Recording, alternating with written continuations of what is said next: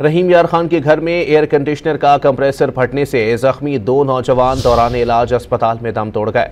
रहीम यार खान के महल्ला गफूराबाद में 7 रोज कबल घर में एसी के कंप्रेसर में गैस लीकेज से धमाका हुआ था, जिसमें 3 नौजवान झुलसकर जख्मी हुए थे।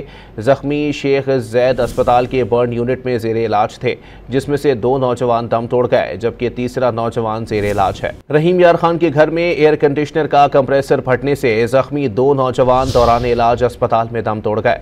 रहीम यार खान के महल्ला गफूराबाद में 7 रोज कबल घर में एसी के कंप्रेसर में गैस लीकेज से धमाका हुआ था, जिसमें 3 नौजवान झुलसकर जख्मी हुए थे। जख्मी शेख जैद अस्पताल के बर्न यूनिट में जेर इलाज थे, जिसमें से 2 नौजवान दम तोड़ गए, जबकि तीसरा नौजवान जेर इलाज है।